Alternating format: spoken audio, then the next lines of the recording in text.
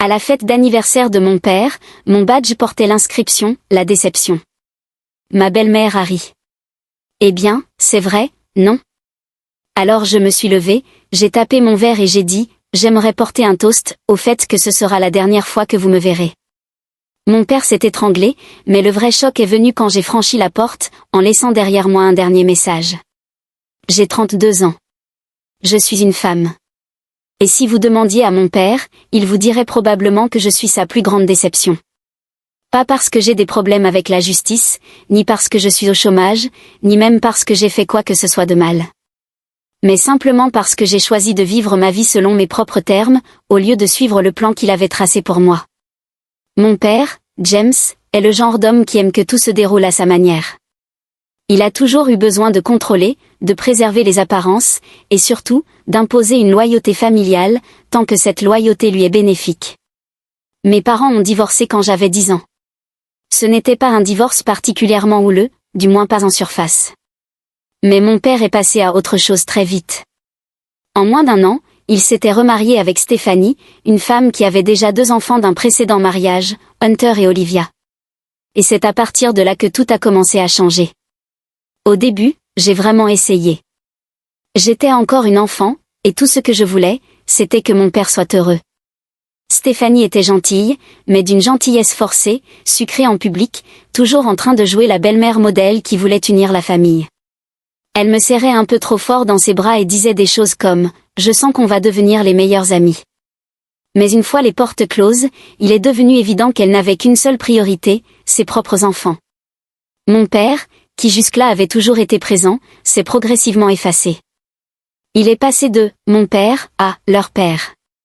D'abord, c'était subtil, il ratait mes matchs de foot, mais n'en manquait aucun de Hunter.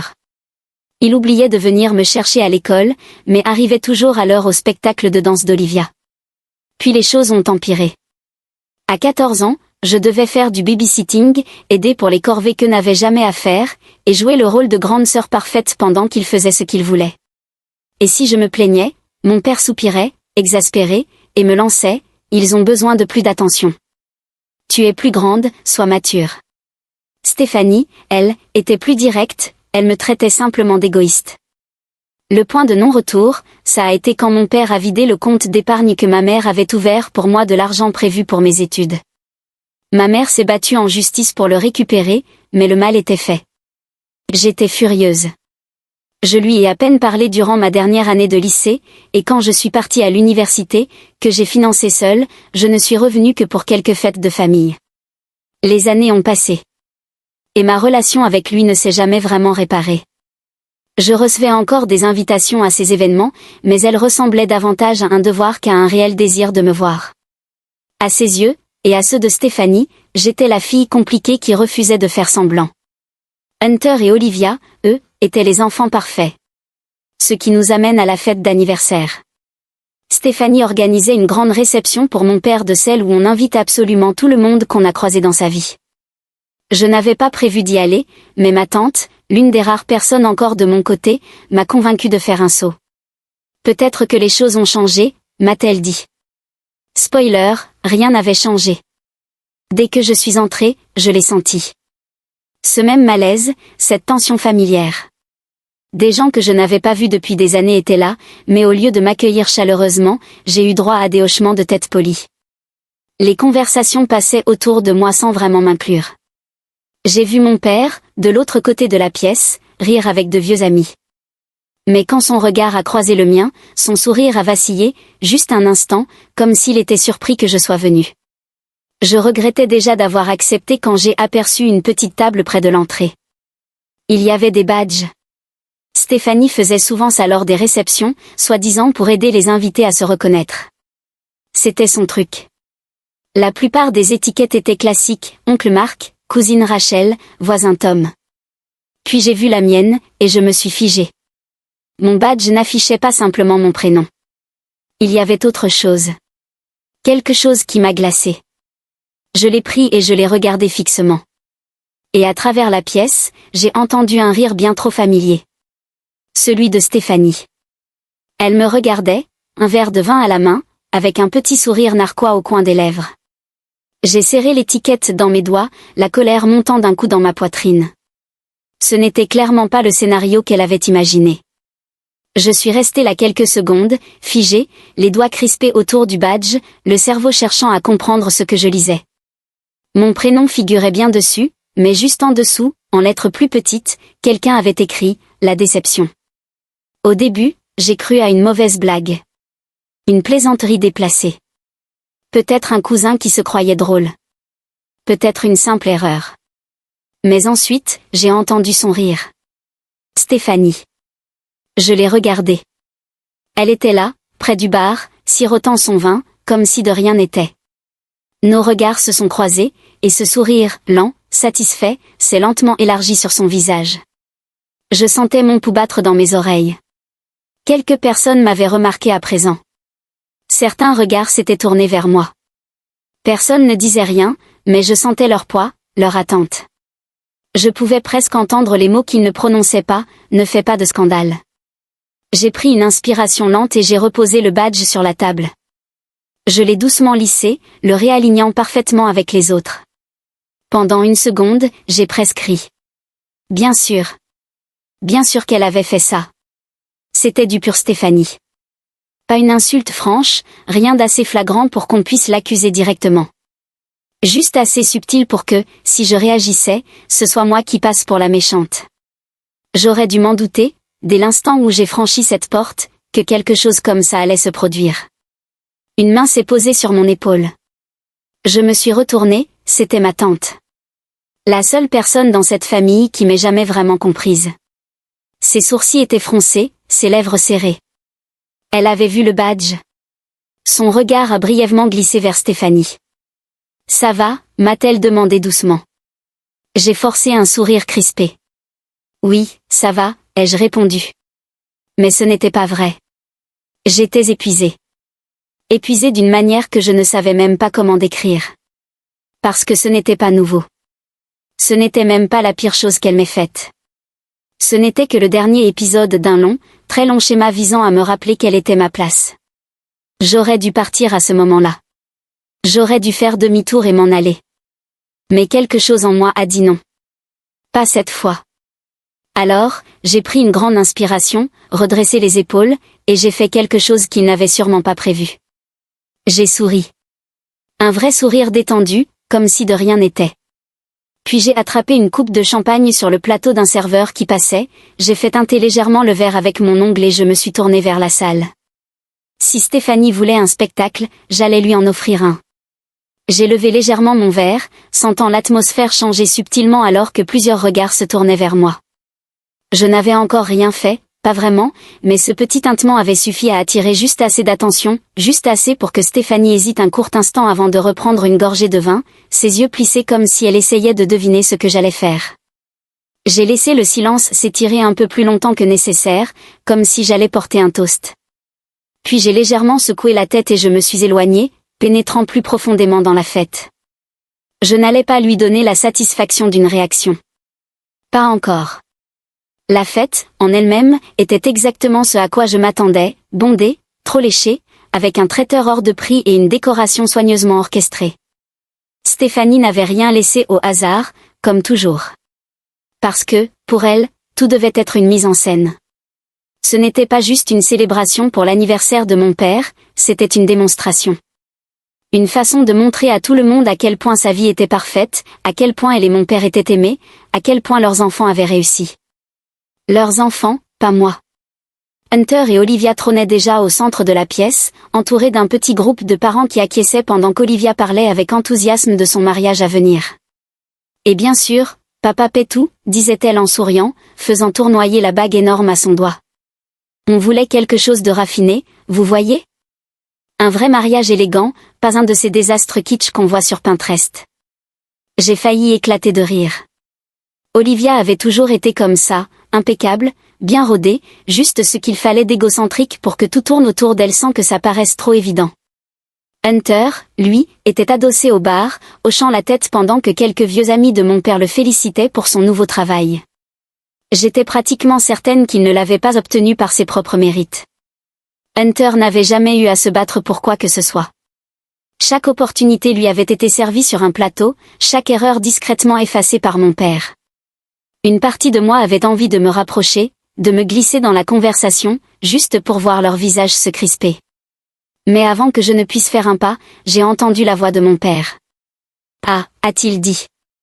Et quand je me suis retournée, il venait déjà vers moi, un verre à la main, l'expression soigneusement neutre. « Je ne pensais pas que tu viendrais. » J'ai souri, mais ce n'était pas un vrai sourire. Je n'aurais raté ça pour rien au monde. Il a hoché la tête, jetant un coup d'œil autour de la pièce avant de reposer son regard sur moi. « On m'a dit que tu étais bien occupé. » Voilà. Sa manière polie, distante, d'éviter de me poser une vraie question sur ma vie. Toujours la même. J'ai hoché la tête. Oui, le travail se passe bien. J'ai acheté une maison l'année dernière. Ses sourcils se sont légèrement haussés. Une maison? Oui. Il a bu une gorgée de son verre, sans rien demander de plus. C'était ça, avec mon père. Il détestait que je fasse quoi que ce soit qui remette en question l'image qu'il avait construite de moi. Chaque fois que je réussissais quelque chose sans son argent, sans son aide, cela fissurait un peu plus le récit qu'il s'était fabriqué, celui où j'étais perdu, égoïste, immature. Il n'aimait pas ça. Il préférait de loin la version de moi qu'il pouvait secouer la tête en soupirant, celle qu'il pouvait décrire d'un ton compatissant. Quand les gens demandaient des nouvelles de moi, je pouvais sentir qu'il cherchait ces mots, comme s'il tentait de trouver une remarque subtilement piquante.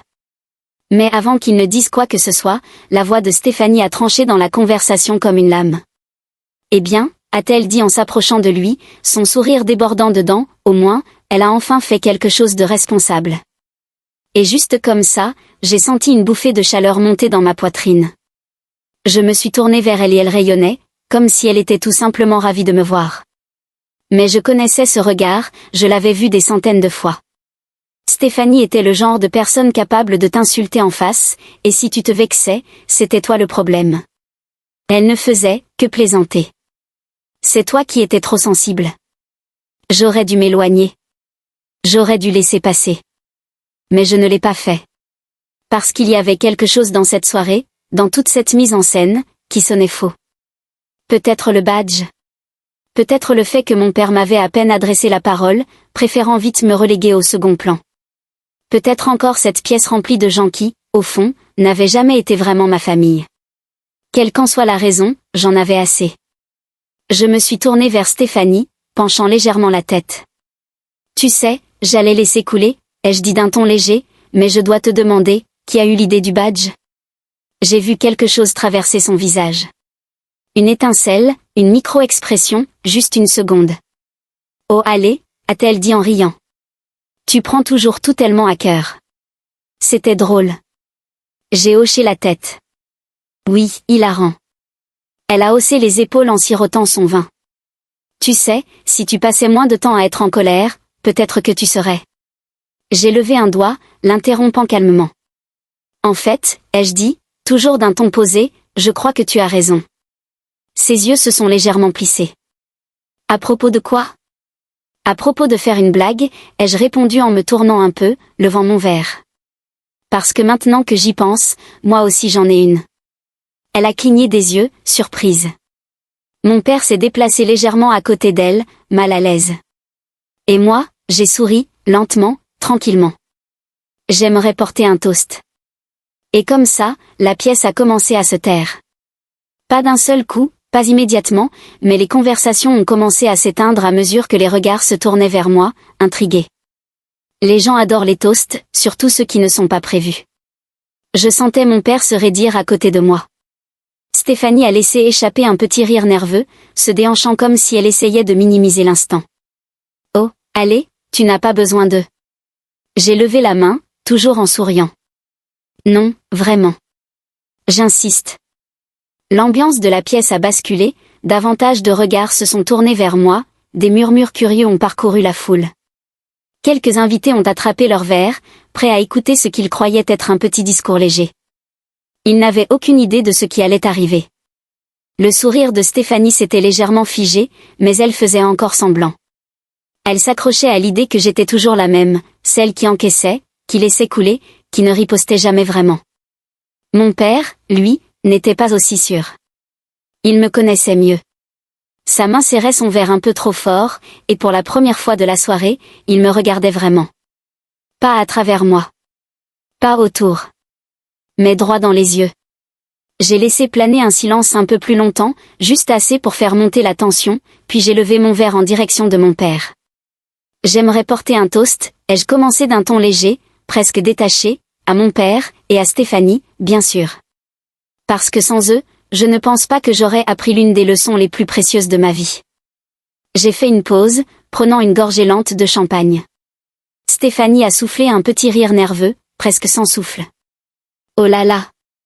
Quelques personnes ont pouffé. Ils pensaient que j'allais me tourner en dérision. Que j'allais dire quelque chose d'autodérisoire, peut-être détendre l'atmosphère, comme je l'avais toujours fait. J'ai souri. Non, je suis sérieuse. Vraiment. Parce que je crois que ce sont souvent ceux qui nous défient le plus qui nous enseignent les plus grandes leçons. Vous ne trouvez pas? Je me suis tournée vers mon père. Papa, tu m'as toujours dit que la famille devait s'élever mutuellement, qu'on devait se soutenir, célébrer les réussites de chacun. La gorge de mon père s'est serrée tandis qu'il avalait. Sa prise sur son verre s'était encore raffermie. Il n'aimait pas la tournure que prenaient les choses. Et j'y ai cru, ai-je poursuivi. Vraiment. Mais à un moment donné, j'ai compris quelque chose. La pièce était presque complètement silencieuse. Les doigts de Stéphanie enserraient la tige de son verre si fort que je me demandais s'il n'allait pas casser. J'ai posé doucement ma coupe sur la table à côté de moi. J'ai compris que, pour certaines personnes, le soutien n'existe que si tu corresponds à l'image qu'ils veulent de toi. Tant que tu joues le rôle qu'ils ont écrit, que ce soit l'enfant modèle ou la brebis galeuse, ils te maintiennent exactement à ta place. Mais si jamais tu sors de ce rôle... J'ai soufflé fort, secouant la tête. C'est là qu'ils te montrent qui ils sont vraiment. J'ai entendu quelques mouvements nerveux dans la foule, des gens qui se regardaient, incertains. Olivia observait mon père, attendant de voir sa réaction avant de décider comment elle devait réagir. J'ai vu Hunter sourire en coin, comme si tout cela n'était qu'un divertissement pour lui. Et Stéphanie? Elle souriait encore, mais ses jointures étaient blanches. Je croyais qu'il suffisait de prouver ma valeur, ai-je repris, de travailler dur, de réussir. Je pensais que si je respectais les règles, tu finirais par me voir autrement, ai-je dit, ma voix plus douce à présent, mais tout aussi ferme. Mais maintenant, j'ai compris. Ce n'était jamais à propos de moi. Ça n'a jamais dépendu de ce que je faisais ou ne faisais pas. Stéphanie ouvrit la bouche, probablement pour m'interrompre, mais je ne lui en ai pas laissé l'occasion. J'ai reporté toute mon attention sur mon père. Parce qu'au fond, je n'étais jamais censé réussir, n'est-ce pas? Son visage a vacillé, juste un instant. J'ai laissé ce silence flotter dans l'air avant d'expirer lentement, les épaules redressées. Mais j'ai réussi. J'ai construit quelque chose par moi-même. J'ai bâti une vie qui n'a rien à voir avec cette famille. Et je peux te dire une chose, c'est la chose la plus paisible et la plus épanouissante que j'ai jamais faite. Je voyais les questions se former sur les visages autour de moi, le doute, la curiosité. Ils n'avaient aucune idée de ce que j'étais en train de dire. J'en avais fini de les laisser croire à la version de moi que mon père et Stéphanie avaient soigneusement façonnée au fil des années. Stéphanie a laissé échapper un autre rire forcé, tentant de reprendre le contrôle de la salle. Oh allez, c'est ridicule, ce n'était qu'un badge. J'ai tourné mon regard vers elle.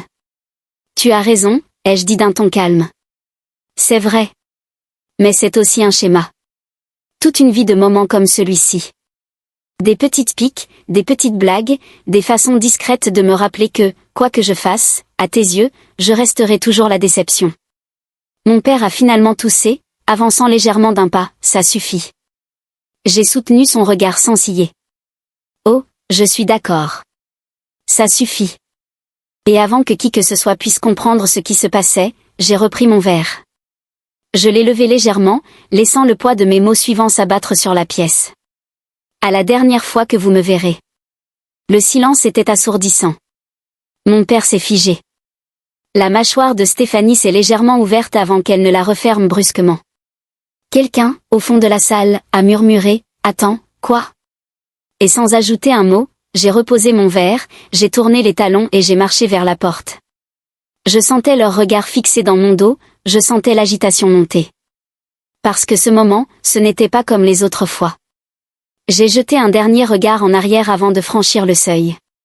Et pour la première fois de ma vie, je n'avais pas l'impression de fuir un conflit. J'avais l'impression d'aller vers quelque chose. Vers la liberté. Vers la paix. Vers la vie que j'étais en train de construire. Loin des drames qui avaient toujours défini ma famille. En sortant, j'ai inspiré profondément. L'air frais de la nuit remplissait mes poumons. C'était fini. J'avais coupé les ponts, comme j'aurais dû le faire depuis longtemps. Plus de faux-semblants. Plus de tentatives pour obtenir l'approbation de gens qui, au fond, ne s'étaient jamais souciés de moi, sauf quand je cadrais avec l'image qu'ils voulaient avoir de leur fille. Ce soir-là, je suis rentrée chez moi en silence, sentant un poids s'envoler de mes épaules à chaque kilomètre parcouru. Mais même une fois installée dans mon salon calme, il y avait une partie de moi qui ne pouvait s'empêcher de se demander, est-ce que j'étais allée trop loin? Est-ce que j'avais bien fait? Est-ce que j'avais été trop dure? Les jours qui ont suivi n'ont été qu'un tourbillon de textos et d'appels. Je n'ai pas répondu. Je ne suis pas allée sur les réseaux sociaux, parce que je savais que tout y serait les conséquences, les réactions. J'étais partie au beau milieu de la fête d'anniversaire de mon père. Je l'avais publiquement humilié, lui et Stéphanie, sa femme, ma belle-mère, que j'avais toujours senti déterminée à me mettre de côté pour faire place à son petit monde parfait. Le groupe familial explosait de messages, mais je suis restée silencieuse. Je ne savais même pas si j'étais prête à affronter la confrontation qui allait inévitablement suivre. Finalement, j'ai reçu un texto de ma tante, la seule qui semblait vraiment me comprendre. Elle me demandait si j'allais bien. Je ne savais pas quoi répondre. J'allais bien. Mieux que je ne l'avais été depuis des années. Mais j'étais aussi un peu perdue. Je lui ai dit que j'avais besoin de temps.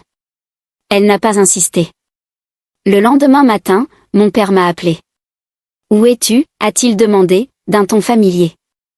Ce ton-là, celui qui donnait toujours l'impression que, quoi que je fasse, je le décevais. « Je suis chez moi » ai-je répondu. « Je ne reviendrai pas. » Son silence m'a suffi pour comprendre. « Tu ne peux pas partir comme ça, tu sais » a-t-il fini par dire, après une longue pause. « Cette famille, on doit rester unis. » Je n'ai même pas hésité. Pas si rester unis veut dire faire semblant d'être quelqu'un que je ne suis pas. Plus maintenant. Ce fut la dernière fois qu'on s'est parlé. Les semaines ont passé. Je me suis tenue à l'écart de tous les événements familiaux, mariages, anniversaires, ou peu importe ce qu'ils tentaient encore d'organiser. Le reste de la famille soit s'alignait avec la vision que mon père et Stéphanie avaient de moi, soit faisait comme si rien ne s'était passé. Par des échos indirects, j'ai appris que mon père était blessé, que Stéphanie était furieuse, que mon frère et ma sœur étaient déçus de moi pour avoir fait une scène. Mais rien de tout cela ne m'a atteinte. Je savais que j'avais fait ce qu'il fallait pour moi. Je continuais à vivre. Je continuais à avancer. Et même si je n'étais pas heureuse d'avoir coupé les ponts, je ressentais une forme de paix que je n'avais pas connue depuis très longtemps. Depuis ce jour, je n'ai parlé à aucun membre de la famille. Alors voilà. Je vous pose la question. Est-ce que je suis la méchante, pour être partie comme ça? Pour avoir fait ce toast et coupé les ponts complètement? Est-ce que je suis allée trop loin? Ou bien, est-ce que j'étais enfin justifiée de me défendre? Je sais que je n'aurai jamais l'approbation de mon père. Je sais que je ne serai jamais la fille qu'il voulait. Mais au fond de moi, je commence à croire que je n'ai plus besoin de l'être. Alors lisez cette histoire. Dites-moi. Est-ce que j'ai dépassé les bornes? Ou est-ce que c'était tout simplement inévitable et nécessaire depuis longtemps? Si cette histoire vous a touché et que vous voulez en découvrir d'autres dans le même esprit, n'oubliez pas de liker et de vous abonner. Et surtout, laissez un commentaire. Pensez-vous qu'ils ont été trop loin? Ou bien que les conséquences étaient parfaitement justifiées?